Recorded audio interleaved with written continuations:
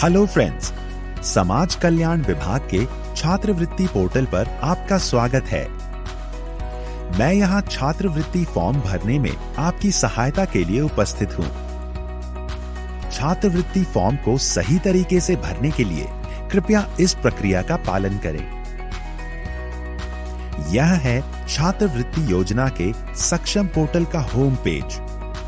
यहाँ स्क्रीन के दाईं ओर दिए गए स्टूडेंट बटन को दबाते ही दो विकल्प रजिस्ट्रेशन और लॉगिन दिखेंगे। यहाँ पहले विकल्प रजिस्ट्रेशन को चुनें। रजिस्ट्रेशन केवल फ्रेश फॉर्म भरने वाले छात्रों के लिए ही है। जो रिन्यूअल के छात्र हैं, उन्हें केवल गत वर्ष के अंक तथा प्रवेश की तिथि एवं विश्वविद्यालय द्वारा दिया गया एनरोलमेंट नंबर, गत वर्ष प्राप्त अनुरक्षण भत्ता व फीस एवं वर्तमान वर्ष में जमा की गई फीस का विवरण ही भरना है। फ्रेश फॉर्म भरने वाले छात्रों के लिए रजिस्ट्रेशन का विकल्प चुनते ही एक नया पेज खुलेगा, जिसमें मांगी गई सभी सूचनाएं सही भरें। यहाँ इस बात का भी ध्यान रखें कि आपके हाई स्कूल प्रमाण पत्र में दी गई सूचनाओं के साथ ही आपके आधार कार्ड से भी आपका नाम और आपकी जन्म तिथि का मिलान आवेदन पूर्ण करने के लिए आवश्यक है। आपके आधार कार्ड से नाम और जन्म तिथि के सत्यापन के बाद इसी आधार नंबर से लिंक मोबाइल नंबर पर आए OTP से भी इसे सत्यापित होना जरूरी है। यदि आपके आधार कार्ड में दी गई सूचना में कोई अंतर हो तो इसे संशोधित कराकर ही आवेदन करें।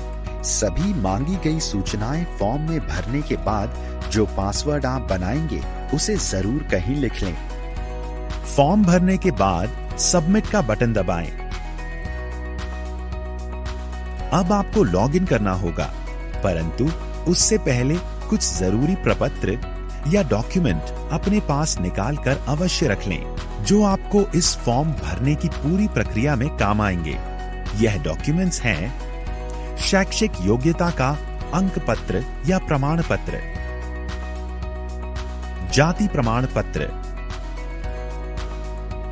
आय प्रमाण पत्र, बैंक पासबुक,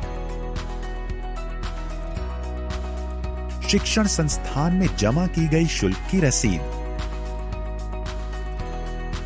पाठ्यक्रम की अनिवार्य वार्षिक नॉन रिफंडेबल शुल्क धनराशि, वर्तमान विश्वविद्यालय या बोर्ड का अपना पंजीयन क्रमांक, आधार नंबर और हां, एक स्कैन की हुई पासपोर्ट आकार की फोटो भी, जो 20 KB से ज्यादा की ना हो। अब लॉगिन करने के लिए पुनः होम पेज पर जाएं और स्टूडेंट वाले बटन के अंदर जाकर दूसरे विकल्प लॉगिन को चुनें। ध्यान रहे, लॉगिन उसी रजिस्ट्रेशन नंबर और अपने बनाए पासवर्ड से करें जो आपने रजिस्ट्रेशन करते समय लिखा था। और हां, रिन्यूअल वाले आवेदनों में पासवर्ड स्वतः जनरेट होता है। लॉगिन करते ही कुछ महत्वपूर्ण निर्देश आपके सामने खुल जाएंगे। उन्हें पढ़ें और टिक लगाकर प्रोसीड करें। प्रोसीड करते ही आपके सामने एक नया पेज खुलेगा, जिसमें दिए गए विकल्पों में से छात्रवृत्ति हेतु आवेदन पत्र भरें को चुनें। शैक्षणिक योग्यता से संबंधित जानकारी इस पेज पर भरें। यह समस्त जानकारी आपको अपनी हाई स्कूल तथा इंटरमीडिएट की मार्कशीट या अंक तालिका में मिल जाएगी। इसे भरने के बाद सबमिट करना ना भूलें। इस नए पेज पर आपको अपनी निजी जानकारी भरनी है, जैसे उपजाति, पता इत्यादि। उपजाति या सब कास्ट भरते समय विशेष ध्यान रखें। समस्त सूचनाएं भरकर इसे भी अपडेट करें।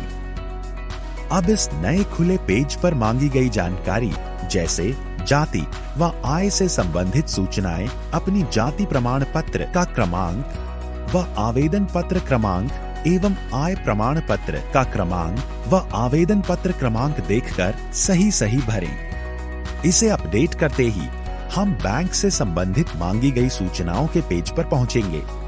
इन सूचनाओं को भरने के लिए अपनी बैंक पासबुक की मदद लें तथा जनपद, बैंक का नाम व बैंक शाखा का नाम सही सही सेलेक्ट करें तथा खाता नंबर ध्यानपूर्वक सही सही भरें।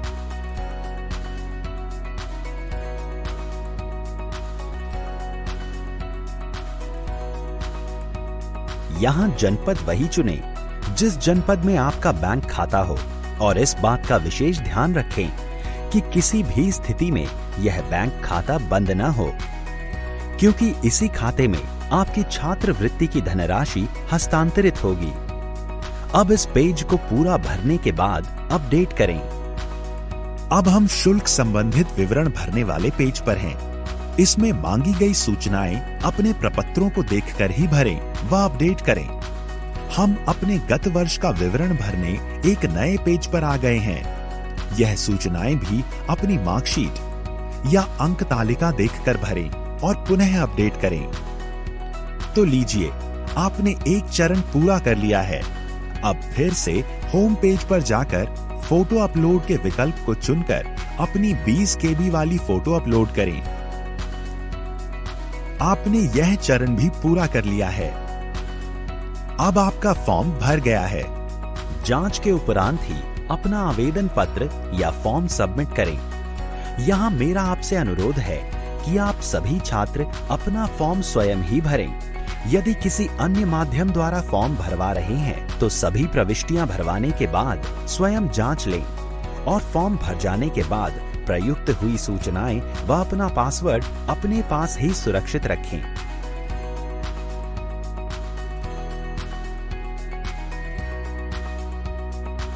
अपना भरा हुआ फॉर्म दिखाए गए प्रिंट विकल्प से प्रिंट करें। कतिपय त्रुटियों के बारे में स्क्रूटिनी के उपरांत यदि कोई कमी है तो 3 दिन के अंदर इसी पोर्टल पर आकर फॉर्म संशोधन के विकल्प में जाकर संशोधित करें। अब अपनी संस्था के लिए फॉर्म का एक फाइनल प्रिंट निकालें। इस फॉर्म के प्रिंट आउट को सभी अभिलेखों की स्वयं सत्यापित फोटोकॉपी के साथ अपने शिक्षण संस्थान में जमा करें और वहां से इसकी रसीद लेना न भूलें। आशा करता हूं इस जानकारी से आपको फॉर्म भरने में मदद मिली होगी। इसके साथ ही मैं समाज कल्याण विभाग की ओर से आपको आपके उज्जवल भविष्य की शुभकामनाएं देते हुए आपसे विदा लेता हूं। धन्यवाद।